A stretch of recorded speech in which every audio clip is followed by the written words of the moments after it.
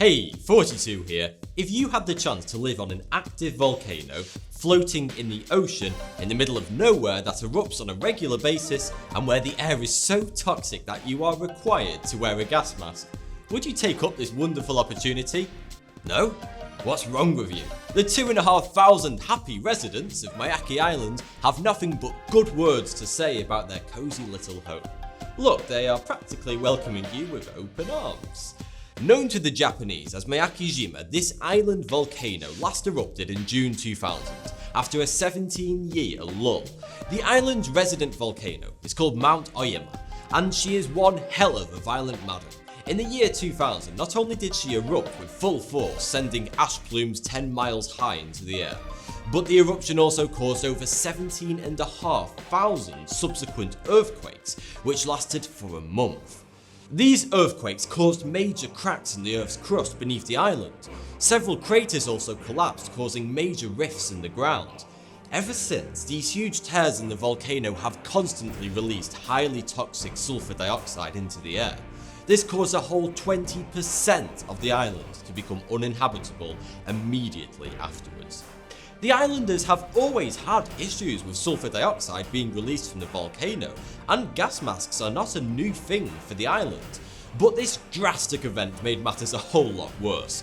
So the Japanese government quickly took action and evacuated the entirety of the island's residents. They banned them from their homes for the next 5 years. For this entire time, the island was declared off limits to anyone and everyone, turning it into a ghost town resembling Chernobyl. Mount Oyama continued releasing over 20,000 tons of sulfur dioxide every day. Over a few years, the poisonous gases started to calm down slightly, and eventually, in 2005, the evacuation order was lifted, and people were finally permitted to go back to their homes. However, the constant release of toxic gases from the volcano hadn't stopped, and it still hasn't to this day. So, surely people didn't return to their homes, knowing that they would return to a level of constant pollution that could drastically shorten their lives. No, 2,800 residents chose to return to the island. The few that didn't remained in their Tokyo homes that were given to them when they were evacuated, but most did return. I guess the draw of what was once your home never really goes away. But there was a catch. Residents returning to the island were required to carry gas masks with them at all times. They are not required to always wear them, although it is strongly advised, since the pollution levels all over the island are still highly toxic. If the sulfur dioxide levels suddenly rise to fatal levels, an alarm is sounded across the entire island, and all residents must immediately equip their masks. On top of all this, a whole 2/3 of the island are still completely off limits today, due to extremely high toxicity levels. The government conducts regular health checks on all the island's residents to ensure they're tickety-boo, despite the omnipresent cloud of murderous gas. What's even more crazy than wanting to live in this environment is that the island now has a thriving tourist trade. Japanese mainlanders and occasionally foreigners flock to the island in their thousands every year to take tours of abandoned houses and more. A perennial favourite is a visit to a school that was half destroyed by lava.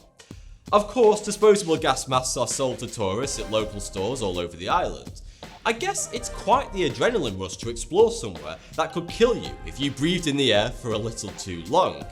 So, now you've learned of all the wonders that this little killer island has to offer, have you reconsidered? Would you live on Miyake-jima Island? If for some bizarre reason your answer is still yes, then I'll leave you with this thought.